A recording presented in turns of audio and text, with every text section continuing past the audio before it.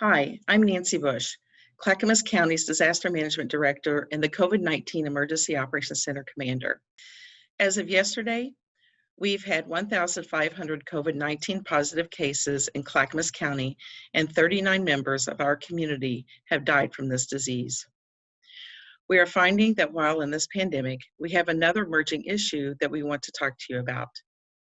In the EOC, we continue to field calls and emails from the public who want to know what they can do to make a difference during this difficult time. Along with COVID case numbers fluctuating, we know that anxiety levels continue to change as well. Today, we will talk about the power of resilience and social connection. Joining us is Gallie Murray from our Health, Housing, and Human Services Department and Suicide Prevention Coordinator to talk about mental health supports, as well as prevention from information and resources available to you. Thanks, Nancy.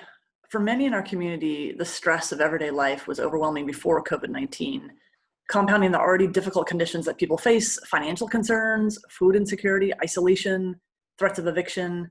The stress of today has taken on new aspects: feelings of helplessness, fatigue, despair, and quite possibly thoughts of suicide. Some may increase their use of drugs and alcohol to cope with this despair. Some might experience depression or anxiety.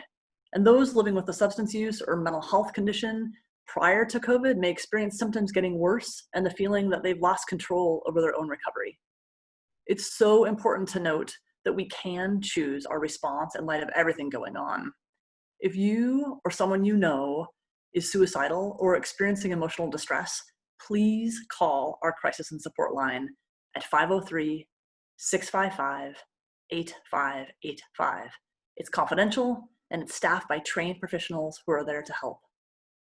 It's super important to manage stress and other demands of life right now. And two important concepts, resilience and connectedness, can help with this. Resilience is the capacity to recover from difficulties, basically the ability to bounce back.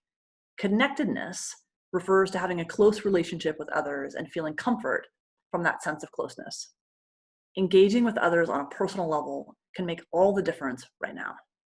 So how can we build resilience and enhance connectedness? Get outside and take a walk. Yes, avoid crowds out there, but exercise helps both physical and mental health, and you'll get a healthy dose of vitamin D and some fresh air while you're at it. Continue seeking recovery.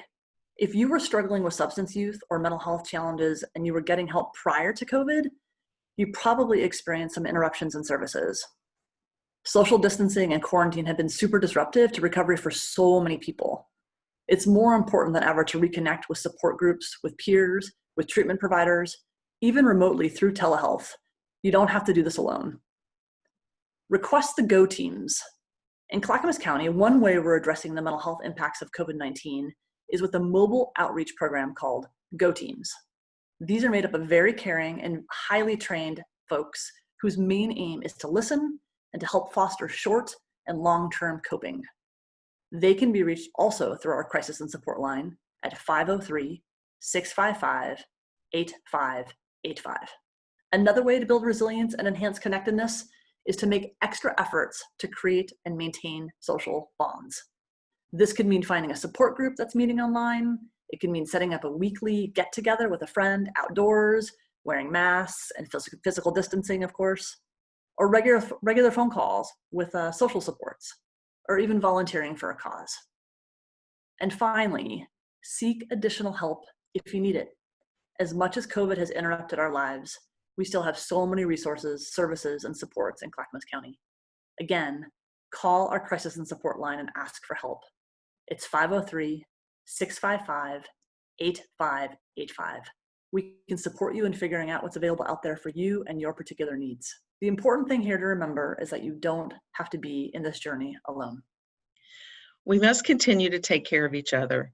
We want every community member to be able to connect socially with their support networks in ways that work for them while maintaining physical distance, wearing masks, and washing our hands.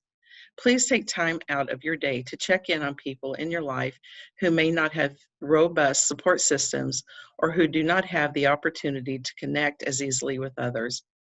You are an important part of other people's lives, and the power of connection lies within you. Thank you for thinking about the people in your life and how you could support them. See you next week.